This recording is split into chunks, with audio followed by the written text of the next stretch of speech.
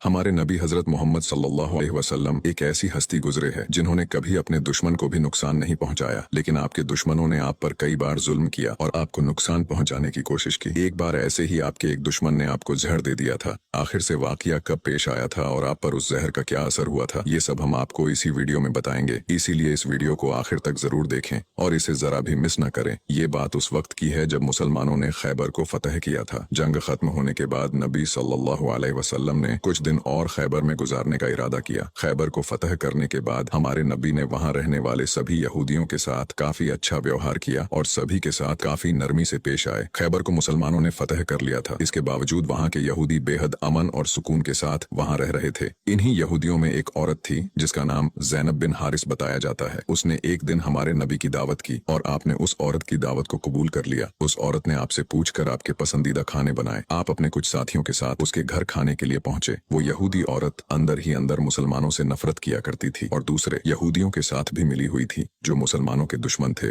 उस औरत ने खाने में पेश होने वाले बकरी के गोश्त में जहर मिला दिया था। जब जहर से भरे उस गोश्त को आपके सामने पेश किया गया और आपने खाने के लिए एक निवाला उठाया और अपने मुंह में रखा तो आप समझ गए कि इसमें जहर मिला हुआ है। आपने तुरंत अपने साथियों को खाना खाने से रोक दिया और कहा कि इसमें जहर मिला हुआ है, लेकिन अफसोस के आपके कुछ साथी उस वक्त तक कुछ गोश्त खा चुके थे जिसकी वजह से उनकी शहादत हो गई। कहा जाता है कि जहर के बारे में हमारे नबी को उस जहर की बोटी ने ही खबरदार किया था। इस वाक़े के बाद उस औरत के साथ साथ उसके सभी साथियों से पूछताछ की गई तो उन्होंने न सिर्फ अपना गुनाह कबूल किया बल्कि ये भी कहा कि हमने आपके साथ ये इसलिए किया क्योंकि हम ये देखना चाहते थे कि आप अल्लाह के सच्चे नबी हैं या नहीं। अगर आप अल्लाह के सच्चे नबी हैं तो इस जहर का आप पर असर नहीं होगा और अगर आप अल्लाह के नबी नहीं हैं तो हमें आपसे छुटकारा मिलेगा। ये बात तो सब जानते हैं कि हमारे नबी ने कभी किसी से बदला नहीं लिया, जबकि आप पर कई बार बहुत जुल्म किया गया जिसके बारे में कोई सोच भी नहीं सकता। लेकिन जब उस जहर की वजह से आपके सहाबा की शहादत हुई थी तो कानून के मुताबिक उस औरत को भी कत्ल कर दिया गया। लेकिन कुछ रिवायतों में आता है कि उस औरत ने खुदकुशी कर ली थी। वही कुछ रिवायतों में कहा जाता है कि उस औरत को माफ कर दिया गया था। इस बारे में कई मुफस्सरीन अपनी अलग अलग राय रखते हैं। एक हदीस में हजरत आयशा फरमाती है कि जब नबी सल्लल्लाहु अलैहि वसल्लम की जिंदगी के आखिरी दिन चल रहे थे और आप बीमार रहा करते थे, उस समय आप कहा करते थे कि खैबर में जो मैंने जहर से मिले हुए गोश्त का टुकड़ा खाया था उसका दर्द मैं आज भी महसूस कर सकता हूँ। ये बात कई किताबों से साबित है कि उस जहर का असर हमारे नबी के आखिरी दिनों में देखा गया था और इसी जहर के असर ने आपकी वफात में एक अहम किरदार अदा दिया था।